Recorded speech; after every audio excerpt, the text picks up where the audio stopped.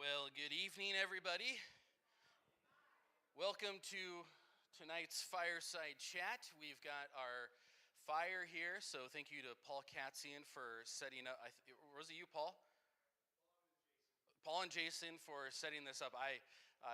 He asked me if I had something planned for the stage in ABF, and I said no, and then he said okay and walked away. So I wasn't sure what exactly this would look like, but it looks good. Jason has informed me that this fire will only last for 10 hours before the TV shuts off, and so we've got to get rolling. We've only got 10 hours before this fire burns out. So, don't want to douse the fire. This is a fireside chat. Again, the purpose is just for me to communicate to you some things going on in ministry and things around the church. So. First off, I do want to thank you for coming, and especially for those of you who are maybe in choir or in orchestra at 4 o'clock and came back anyways, and I know there's a lot going on. So we're going to cover a lot of ground tonight, and that's not going to leave anything open for questions as far as in public, but please feel free, if I wasn't clear on something, to email me, talk to me afterwards, because again, we're just going to kind of cover a lot of stuff, and I realize that when we cover so much, that might lead to some questions, but for the sake of time, and I want you to have time just to hang out and fellowship as well, so that'll be a couple things to keep in mind as we go. A few things before we get into ministry sort of things. I first want to thank all of you for giving financially to the ministry of this church. Ministry takes money, and ever since the church started with the apostles and the apostle Paul, ministry takes money, and so many of you have given so sacrificially and generously and above and beyond, and it's just a great blessing. And so I want to thank you for your generous giving, because the monies that we have allows us to do a lot of things that we wouldn't maybe be able to do otherwise. And so thank you for that. And let me encourage you to continue to give generously and graciously. And if you're not currently in the habit of giving regularly to the ministry here, let me just encourage you to do that. Not for my sake, but for your sake before God, because God loves a cheerful giver. And I know the current climate with inflation and all that stuff going on makes it difficult on all of us, but let's all make that commitment together to continue to give. And again, I thank you for the ways in which you've done that already. I also want to thank many of you for serving. So many of you serve in a number of different ways in this church, and it truly is encouraging to see so many selflessly give of themselves, and even at the drop of a hat, at last minute things, people who are willing to just jump in and cover a lot of things. And the Calvary Convention recently is a good example of that. Once some things kind of happened and some volunteers fell through, that some people really stepped up to the plate. So and along with serving, I also do want to give an encouragement as well as we think about serving. I would encourage you, if you're currently serving in a ministry, find someone who's not serving and maybe bring them along with you in whatever ministry you may be serving in. It's easy, and a temptation I have even as a pastor, it's easy for me to keep having the same people do the same things because we start to know what they can do, and there's consistency. And that's a good thing, by the way. I mean, we don't want a new treasurer every week or something like that. That would just be chaos. So we certainly want consistency. But there's also a danger when we kind of settle in on, okay, these people do this ministry, these people do that. Okay, I'm going to pick these people to do that. Because the danger could be, for me, is that I leave people out who could be growing the gifts that God has given them. So I just want to encourage you, for those who are ministry leaders or serving in some ministry, if you notice someone who's maybe not serving and you think they might be good in that ministry, bring them along and ask them even just to job shadow you, so to speak, if that's possible. And then an encouragement, if you're not currently serving in the church on a consistent basis, let me give you a strong admonishment. Find a place to serve. Find a place to serve, and if you need help with that, be sure to come and ask me. One other thing, so again, thank you for your financial giving. Thank you for serving. And here's another exhortation, especially as we think about what we're going into in the fall, is commit to Christian growth. Commit to Christian growth. Ask yourself, in what areas do you need to grow spiritually this year? And I know we're entering the fall, so when I say this year, perhaps I mean this school year as we kick off a lot of fall ministries. In what areas do you need to grow spiritually? Perhaps you need to grow as a spiritual mentor. You need to be someone who you've got all the knowledge, you've lived the Christian life, and of course you would never say you lived it perfectly, but you are at a point where you're able to perhaps bring somebody into your life and begin just having normal conversations and letting them see your way of life. And so maybe you need to grow as some sort of spiritual mentor. Perhaps you need to grow in understanding the doctrines of the faith, and right now you're really shallow in understanding the Christian doctrine, and you need to grow in that. Perhaps you need to grow in vulnerability and transparency and confession of sin and creating true fellowship and true friendships and relationships within the church. Perhaps you need to grow in your evangelism, and there's dozens of other ways. And so find a way, find one specific way this school year where you believe God would want you to grow spiritually, and then pursue that through prayer and through just keeping your eyes open for ministries, through talking to pastors, through talking to Christian friends, through talking to ministry leaders, and get plugged in. For example, if you want to be a greeter, you're like, man, I would love to be a greeter.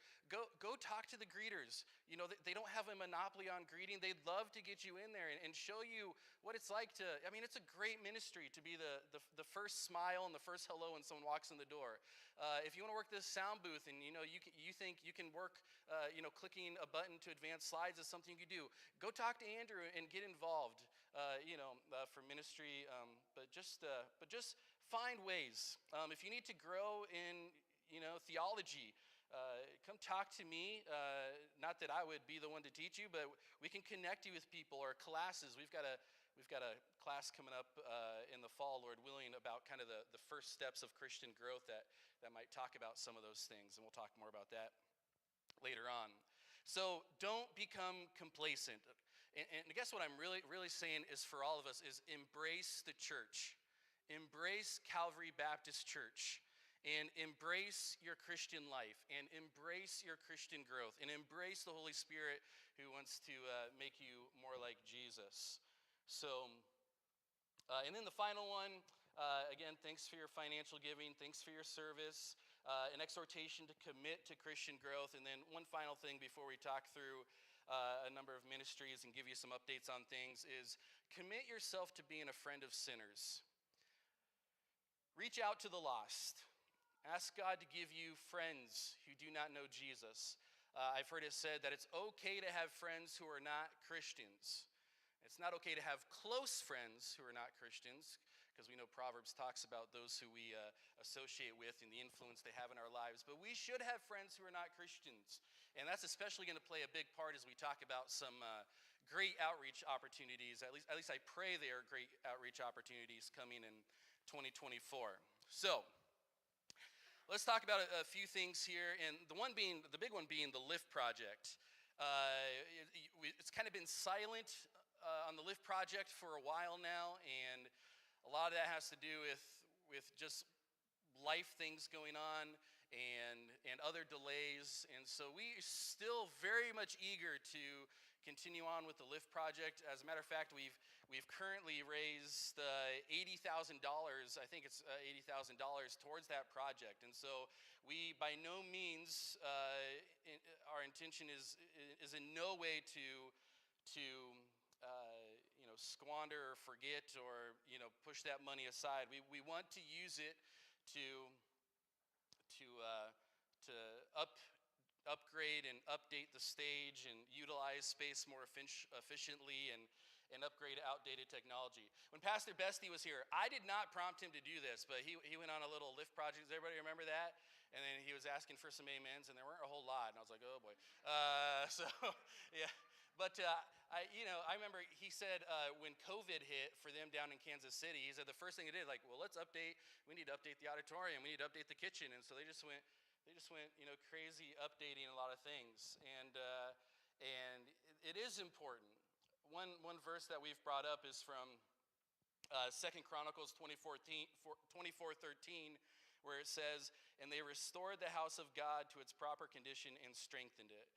So we understand this church is not the temple, but it is a house of worship, right? So we're familiar with the word house. A courthouse, well, it's not like a house where people live, or the jailhouse or schoolhouse. This is our worship house. This is where we come together as a family, as a body. We come to this house of worship. And we know Jesus says it's not going to be here or there, but you worship in spirit and truth. Of course we understand that. But this building is a very important building to us. Yes, we can worship without it, but we are getting to the time in this building, I think it's 20, 25 years old, somewhere around there.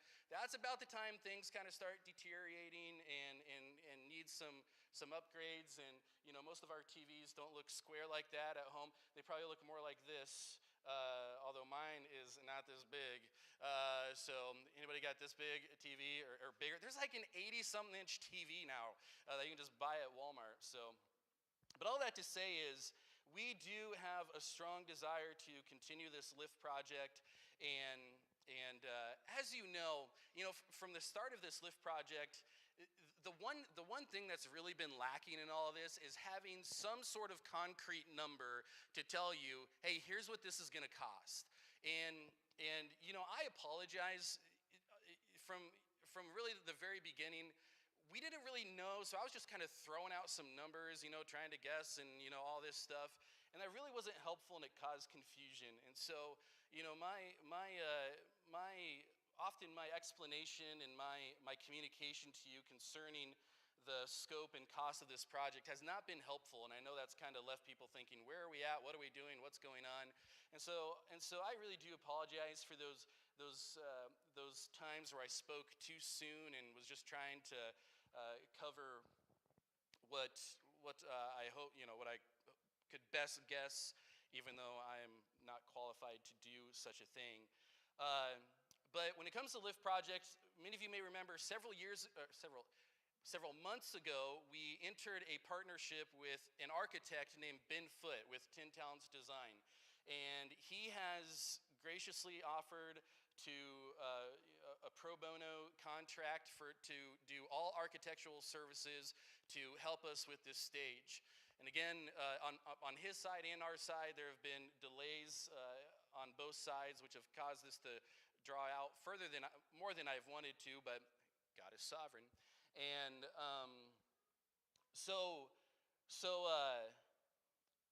we're still pursuing the project, and we met. It was a few months ago, but we got some drawings back from him, and we met with a kind of a lift team that we talked to even way at the beginning when we first started this, and kind of started talking through stage design and things like that. So where we are right now is Ben Foote. He has sent us construction drawings of what the stage might look like. And so, I guess I'll show you a picture. And I'll show you a picture of kind of where we've been heading ever since the beginning. Ever since we started this, we've talked about getting rid of the peak and making this a little more, level and squared off, and no more temple look. And so this is and remember, this also includes, as you can see, a level stage. Now, this does not necessarily mean this is what it's going to look like, but this is the direction that we're heading, and that we've been heading. And so he gave us this, and now obviously as you look at this, things are out of proportion. I mean, the baptismal, the pews, nothing, things like that aren't necessarily in proportion. But so we have this, but then the next thing he sent us are these, and you're not going to be able to see this or probably understand it, but he gave us a lot more to scale again, these are architectural drawings for contractors so that they can get an idea of how much this would cost. And if I could just give a little explanation with a laser that probably won't show up very good. But so really what we have is this idea. One of the things we wanted was access from the backstage. And so there's a door right here that would give us access backstage. And what that would do is actually give us access behind the baptismal to kind of a green room is what this back area right here, if you can see that red dot, the very back area is kind of this green room where people can hang out if they're getting ready to come back up on stage. And the baptismal would only have one entrance, kind of going this way. The stage would all be level and things like that. Now again, there's still going to be some adjustments and some other things going on, but Ben has told us that this is enough to give to a contractor and to start getting bids, and that would give us a very strong idea of what this would cost to bring up the stage, to make the walls like we saw in the previous picture, to add the backstage access, and to do a few other things. And so all that to say is right now the next step is we would like the trustees to start getting bids. And so again, I want to emphasize here, we're not spending money. We're not hiring anybody. Any money from the Lift Project Fund to be put towards the Lift Project will only happen by vote of the membership of this church. Okay, I want you to know that. Okay, so we're not just going along with this and we're just going to start things. But I think it's very important that our next step be, what is this project going to cost? And as we together start giving towards this project, what is it that we're giving towards? And so this doesn't include colors and carpet color or if it's going to be carpet. And there's still a lot of things that need to happen here. But I think we're ready to have the trustees kind of start looking into contractors and getting bids. And I know there might be a lot of questions with that, but again, feel free to talk to me or talk to Jamie Eifert. Another part of this Lift project is our projection and our lighting. And here's where we kind of stand on that. There have been a few roadblocks with lighting and projection, specifically stage lighting and projection. The original company that we consulted with, they went out of business or new ownership, and we just kind of never heard from them again. We had a couple other recommendations that didn't give us a call back, and then we found one guy in Dallas, Texas that we did a couple interviews with and all that. And you might say, well, why not just do it ourselves?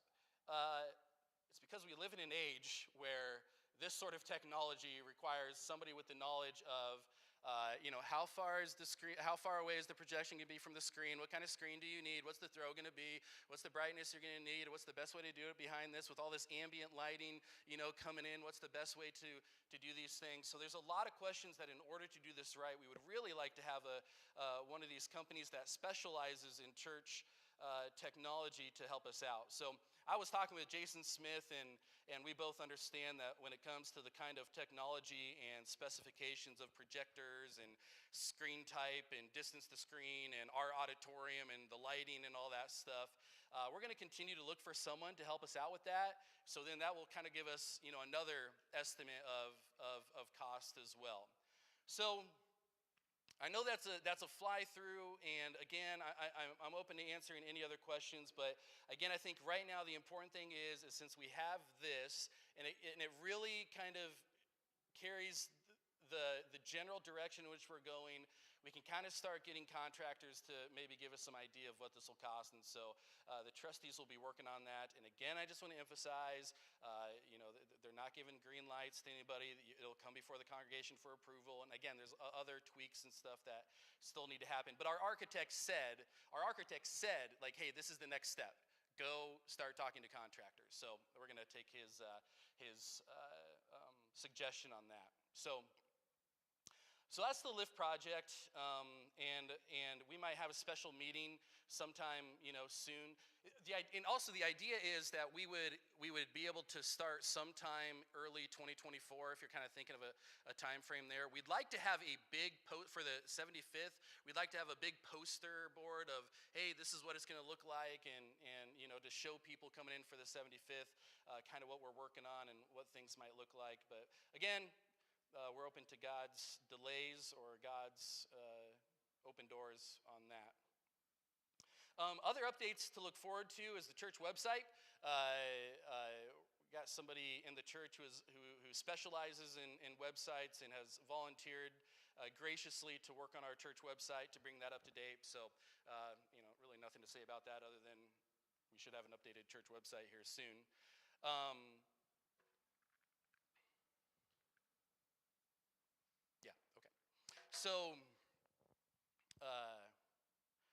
So keep looking forward. Okay, we got the Lift project, we got church website that'll be up to date, and then a number of outreach events to look forward to. So here's my goal when it comes to outreach, and this is looking ahead to 2024. So if you want to write down some dates in 2024, again, subject to change.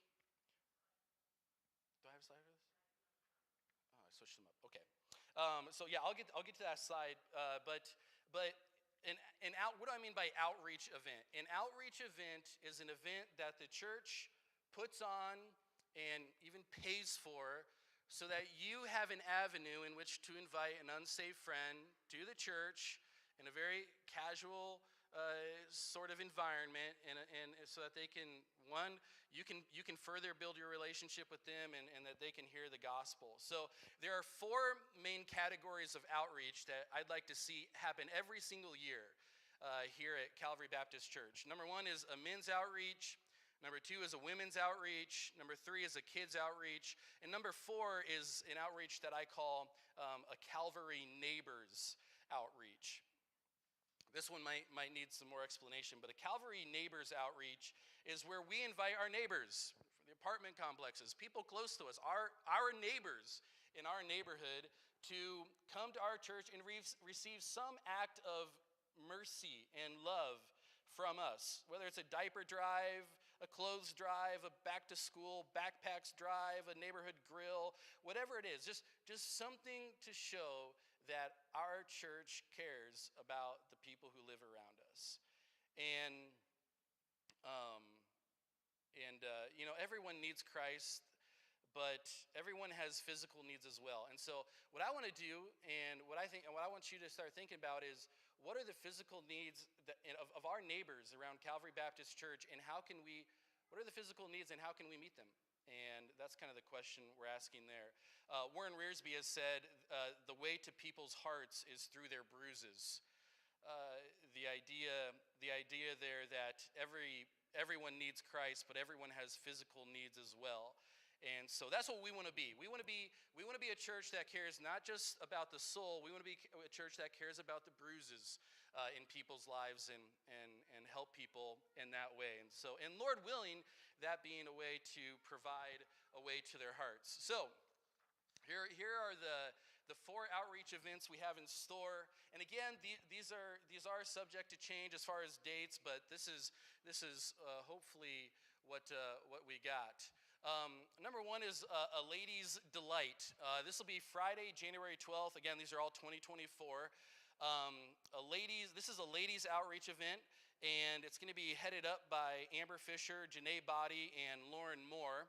And the idea here is this is going to be a formal type dinner, just a nice formal dinner, winter dinner for ladies to come. And there'll be more details to come on all of this, of course, but right now we just have events scheduled. And so ladies, you should begin thinking about and praying who you might be able to invite to this, and even maybe ask for God to give you opportunities to meet someone new who you could perhaps invite to this. Again, unsaved friends to invite.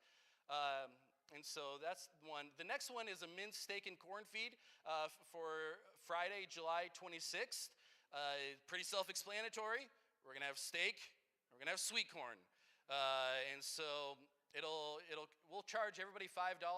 Yes, I know that's not going to cover steak and corn, but we'll charge everybody $5. Guys, if you bring a guest with you, you cover the cost for your guest, of course. But what we'll have is we'll have steak and corn, and we'll hear a testimony from a man in our church, someone in our church, on how they came to faith in Christ. The testimony is a powerful way to share the gospel, and so that's what's coming. And so, in light of this, I know this is a year away yet, but if you know someone who grows sweet corn and is willing to let us invade their sweet corn patch, that'd be great. So, or if you are a farmer and you want to grow a special patch of sweet corn for this, that'd be great as well. So that way, that kind of keeps us from having to buy a bunch of sweet corn. So I'm not trying to sound cheap here. I just kind of thought that might. I know there's enough people with sweet corn. So that'll be our men's event. So there won't be like a sportsman's dinner or anything like that this year. It'll be the men's steak and corn feed. The children Calvary Adventure, that's been going well, so we'll do that. That's likely will be the same weekend that we've done it, August 8th through 10th. And so this year we had 56, 61, and 56 kids, I think, if I'm just off the top of my head. So we want to continue to build this ministry and be consistent with this ministry. Keep pouring into this ministry. It's a great way to share the gospel with children. And then, like we mentioned, Calvary Neighbors outreach, and sometime during the week of October 12th. And again, if we do a baby clothes diaper drive or a community meal, or even a free oil change, or something like that. Just some way to say, hey, we know life is hard. There's normal things in life that we want to help. We want to care for you in their physical needs. So. Again, with that idea is we want to care for the bruises on the bodies so that we can, and we want to care about the condition of their hearts. So we have $8,000 in the budget, or at least we did this year, for outreach ministry. And so, we want to utilize that well. And actually, one of the things that made me really get, I'm going to stand up now, but one of the things that really prompted me to schedule these things is kind of seeing how little of the outreach we've used, and I think there's some other bills still coming in, but we need to be intentional about setting aside money and setting aside our calendar to really invest in these sort of things. So, but even still, even with $8,000 in the budget for these four, I mean that's $2,000 per event. But I mean these ministries will require loads of volunteers to serve. It probably still will require physical donations in some way. Calvary Adventure, we had people donate food and stuff like that. So again, it kind of goes back to what we said at the beginning. Embrace the church, embrace the ministries, embrace prayer, and embrace what God can do through these ministries. Another thing here, as we look forward, these all had special effects. Oh, hang on. Hey-o.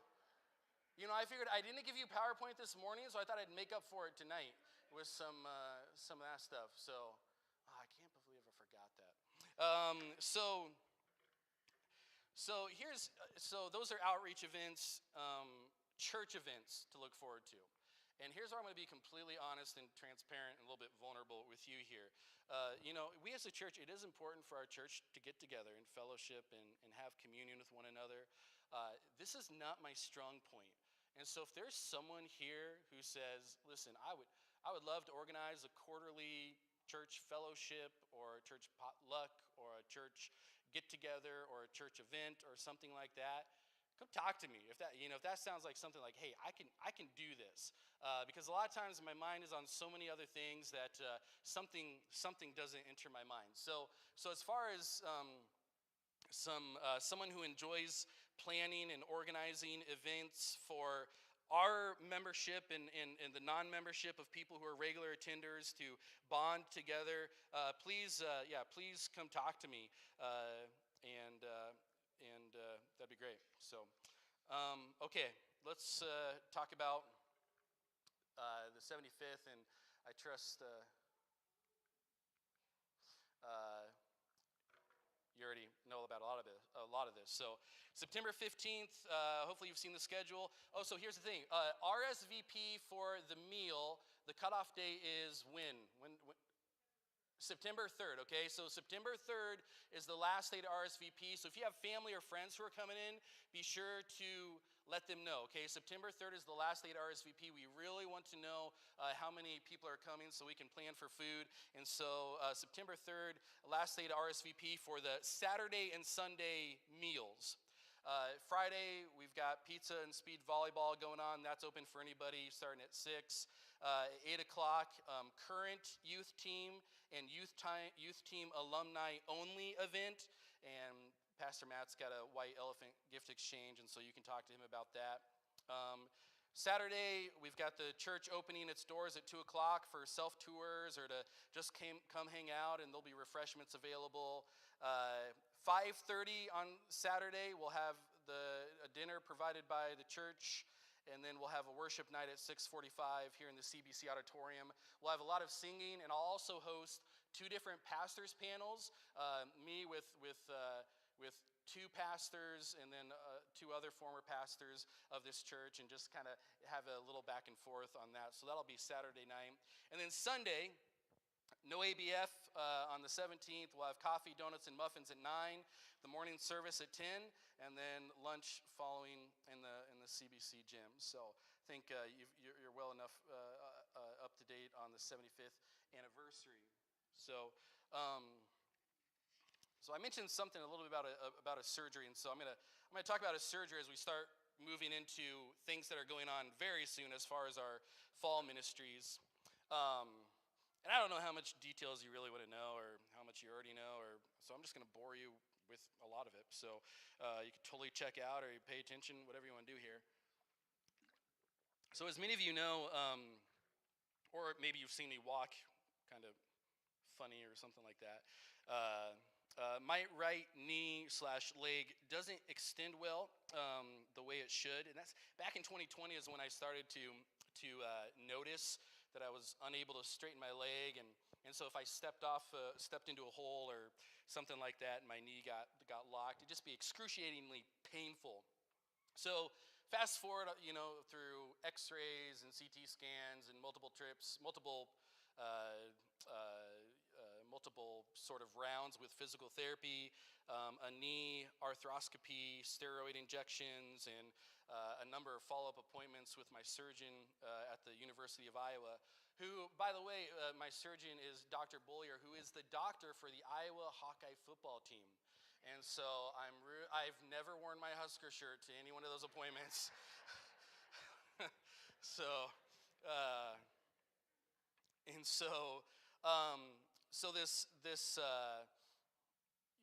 I'll just say there's been no improvement over the last 2.5 years. And as a matter of fact, over the last year, it's gotten significantly worse, where I face chronic pain daily. And again, I'm not looking for sympathy or saying I'm suffering in so terrible ways, but it's gotten to the point where if I went on a walk, that my leg would just go numb. It was so painful, and couldn't hardly move it, and of course back and stuff going on. So I went in on Thursday, kind of as the even standing preaching and walking down, it'd be hard to do, difficult to do. So that's just to paint a picture, but my most recent appointment with my surgeon on this past Thursday kind of resulted in him pulling out the final stop and trying to correct the issues. And it's a pretty major surgery on my leg. And if you want to know the details of what they're going to do, I'll share it with you. But just to not make anybody pass out, I'm not going to share it now. Because even as the nurse was explaining the surgery to me, I was getting all clammy, like, oh my goodness, what am I getting into? So you can pray for me to be a man about this. The surgery on my right leg is it's supposed to take a 2-hour surgery, an overnight stay in the hospital. It's supposed to be on bed rest for 1 week, followed by 6 weeks of crutches, and then a good 6 to 12 months before I'm back to normal as far as walking goes. And the doctor's already cleared me for getting back to preaching and stuff like that, even a few weeks after my surgery. But I'll be that white chair I have over in the gym for ABF. You're going to be seeing a whole lot of that up here on the stage, just to give you a heads up. And it's not because I want to be trendy or cool, but it's because I want to be trendy and cool.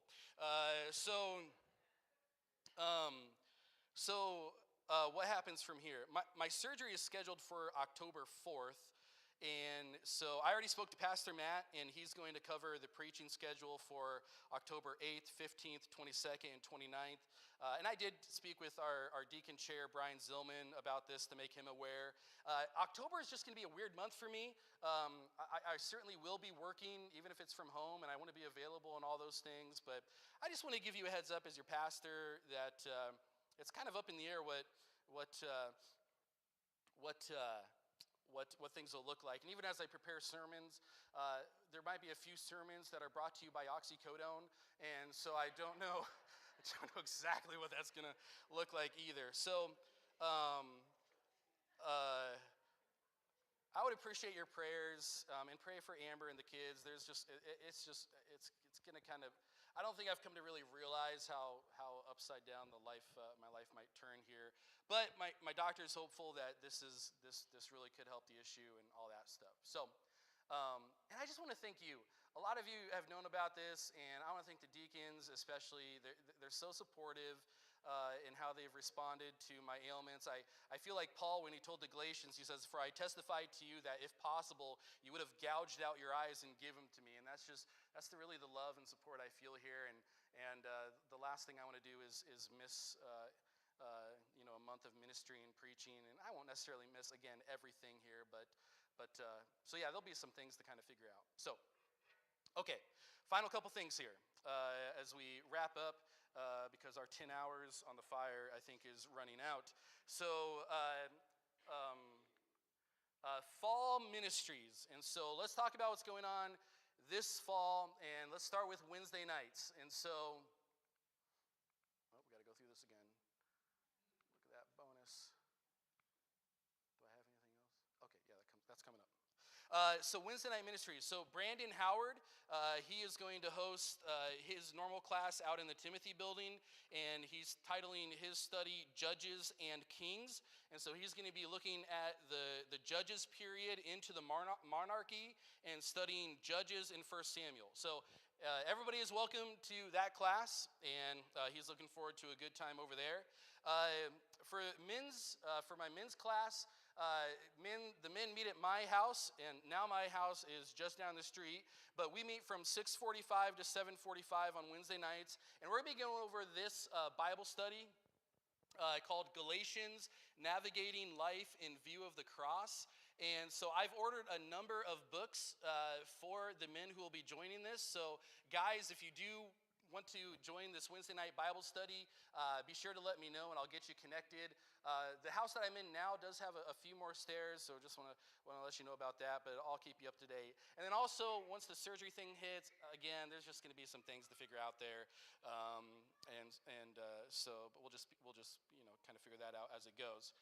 The ladies class, which meets at 6:30 to 8 upstairs in 206. Jane Trotter is going to be leading the ladies through a Bible study titled When You Pray. And so talk to Jane. I think there is a cost for those Bible study books. I think it's about $12, which is actually a really good discount for this book. And so you ladies will have a great time for that. So again, if you're coming to my class, be sure to let me know so I can get you a Bible study book. If you're going to Jane's, let her know so she can get you a Bible study book as well.